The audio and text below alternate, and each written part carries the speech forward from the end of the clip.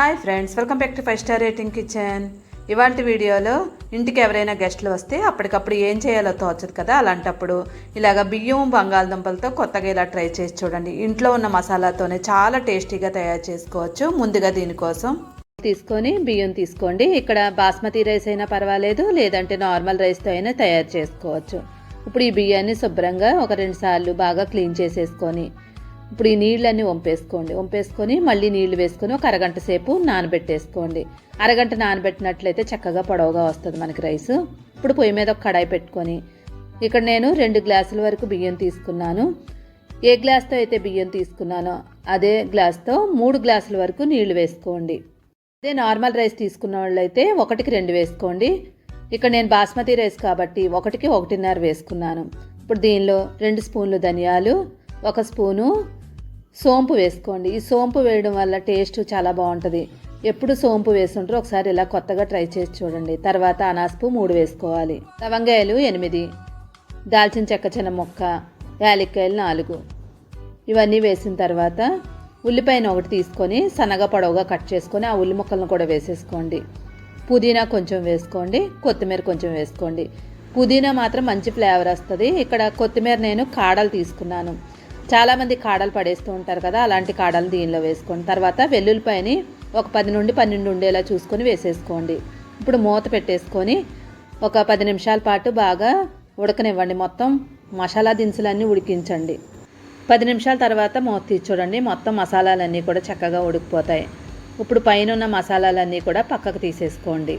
తినేటప్పుడు నోటికి తగలకుండా ఉండేలాగా ఈ మసాలాలన్నీ పక్కకు తీసేసుకోండి. ఆల్రెడీ మనకు ఫ్లేవర్ దిగిపోయింది కాబట్టి చక్కగా మొత్తం మసాలాలన్నీ తీసి పక్కకు పెట్టేసుకొని ఇప్పుడు ఈ నీళ్ళన్నీ ఎక్కడైనా మసాలాలు ఉన్నాయేమో వడకట్టేసుకోండి ఒక గిన్నెలోకి. ఇలా వడకెట్టుకున్న నీళ్ళని పక్కకు పెట్టేసుకోండి. ఈ నీళ్ళతోనే మనం బిర్యానీ తయారు చేసుకుందాం. ఇప్పుడు పొయ్యి మీద ఒక పాన్ పెట్టుకోండి. దానిలో 2 స్పూన్ల వరకు నూనె వేసుకోండి. ఈ నూనె ప్లేస్లో కావాలనుకున్న వాళ్ళు నెయ్యి అయినా వేసుకోవచ్చు. తర్వాత ఉల్లిపాయలు 2 తీసుకొని పొడవుగా సన్నగా కట్ చేసుకొని వేసుకోండి. ఇప్పుడు ఈ ఉల్లిపాయలన్నీ కూడా బ్రౌన్ కలర్ వచ్చే వరకు వేయించుకోవాలి. ఉల్లిపాయలు మాత్రం బాగా వేగిపోవాలి. ఇక్కడ మనం బ్రౌన్ ఆనియన్ తయారు చేసుకుంటున్నాం. ఈ కలర్ వచ్చిన తర్వాత మొత్తం అన్నీ కూడా ప్లేట్లోకి తీసేసుకోండి. అయితే ప్లేట్లోకి తీసుకున్న తర్వాత ఉల్లిపాయల్లో కొంచెం నూనె ఉంటుంది, ఆ నూనె అంతా కూడా కొంచెం వంపేసుకోండి. ఇప్పుడు అదే కడాయిలో జీడిపప్పు తీసుకొని వాటిని కూడా వేయించుకోండి. జీడిపప్పు ఉంటే తీసుకోవచ్చు, లేదంటే స్కిప్ చేసుకున్నా పర్వాలేదు. ఇది కూడా వేగిపోయింది కదా, ఇప్పుడు పక్కన పెట్టేసుకోండి. ఇప్పుడు అదే కడాయిలో బంగాళదుంపలు 3 తీసుకొని పెద్ద పెద్ద ముక్కల కింద కట్ చేసుకొని ఆ బంగాళదుంప ముక్కల్ని వేసేసుకోండి. ఇక్కడ మనం ఎటువంటి కూరగాయలు ఉపయోగించట్లేదు, ఓన్లీ బంగాళదుంపలతో మాత్రమే తయారు చేసుకుంటున్నాం. ఇప్పుడు ఈ బంగాళదుంపలన్నీ కూడా ఎర్రగా అయ్యే వరకు వేయించుకోవాలి. దీనిలో 4 పచ్చిమిరపకాయలని కట్ చేసి మధ్యకి ఆ ముక్కల్ని వేసుకోండి. ఇప్పుడు ఈ రెండింటినీ కూడా బాగా కలర్ మారే వరకు వేయించేసుకోవాలి. ఇలా వేయించడం వల్ల మనకి బంగాళదుంపలు తినేటప్పుడు టేస్ట్ చాలా బాగుంటుంది. బంగాళదుంపలు ఈ కలర్ వచ్చేయాలి. ఈ కలర్ వచ్చిన తర్వాత ఒక టమాటా పెద్ద సైజు తీసుకోండి, చిన్నవైతే 2 తీసుకొని చిన్న చిన్న ముక్కల కింద కట్ చేసుకొని వేసుకొని ఒకసారి కలిపేసుకోండి. ఇలా మొత్తం అంతా బాగా కలుపుకున్న తర్వాత దీనిలో 1/2 స్పూను ఉప్పు వేసుకొని మొత్తం అంతా మళ్ళీ కలిసేలాగా కలిపేసుకోండి. కలుపుకున్న తర్వాత ఆల్రెడీ మనం బ్రౌన్ ఆనియన్స్ వేయించుకున్నాం కదా, దానిలో నుంచి కొంచెం తీసుకొని వేసుకోండి. ఇప్పుడు టమాటా అంతా కూడా మెత్తబడే వరకు బాగా వేయించేసుకోండి. టమాటాలు అంతా 2 నిమిషాల్లోనే చక్కగా మెత్తగా అయిపోతాయి. ఇలా మెత్తగా అయిన తర్వాత ఆల్రెడీ మనం మసాలా దినుసులతో నీళ్లు మరిగించి ఉంచుకున్నాం కదా, ఆ నీళ్ళని యాడ్ చేసుకోవాలి. అయితే మనం మళ్ళీ కొలిచే పని ఉండదు, ఆల్రెడీ మనం వాటర్ అంతా కూడా కొలిచే ఉంచుకున్నాం కదా, 1కి 1.5 తీసుకున్నాము. ఇప్పుడు దీనిలో రుచికి తగినట్లుగా ఉప్పు వేసుకోండి. మీరు తినేదాన్ని బట్టి చూసి వేసుకోండి, లేదంటే ఒకసారి వాటర్ని చెక్ చేసుకోండి. గరం మసాలా పౌడర్ 1 స్పూన్ వేసుకోండి. ఇప్పుడు మొత్తం అంతా కూడా బాగా కలిపేసుకోవాలి.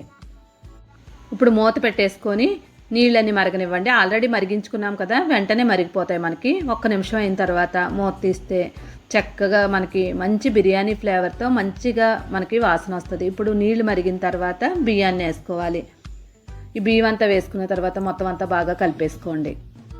ఇప్పుడు మూత పెట్టి హై ఫ్లేమ్ మీదే ఉంచుకొని ఒక 10 నిమిషాల పాటు ఉడికించుకోండి. 10 నిమిషాల తర్వాత కొంచెం వాటర్గా ఉండాలి, అలా అయ్యే వరకు హై ఫ్లేమ్ మీద పెట్టి ఉడికించుకోండి. ఇప్పుడు ఒకసారి బాగా కలిపేసుకొని ఆల్రెడీ మనం వేయించి ఉంచుకున్నాం కదా, బ్రౌన్ ఆనియన్స్ కూడా వేసుకోవాలి. ఒక 2 స్పూన్ల వరకు నెయ్యి వేసుకోండి.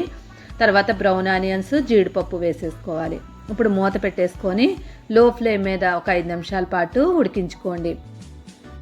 5 నిమిషాల తర్వాత ఒకసారి మూత తీసి లోపల వాటర్గా ఉందో లేదో చెక్ చేసుకోండి. మరీ వాటర్గా లేకపోతే కొంచెం వాటర్ లాగా ఉండాలి.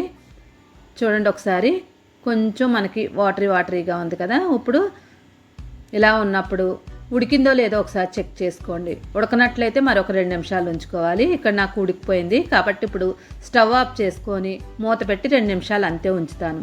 2 నిమిషాల తర్వాత స్టవ్ ఆఫ్ చేసిన తర్వాత చూస్తే ముందు మనకి కొంచెం తడిగా ఉంది కదా. 2 నిమిషాలు స్టవ్ ఆపిన తర్వాత అలా ఉంచినట్లయితే పొడిగా అయిపోద్ది.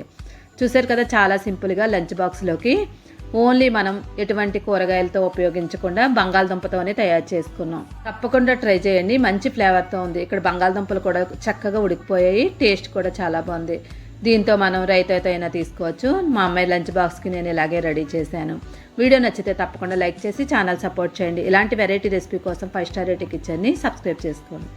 Thank you.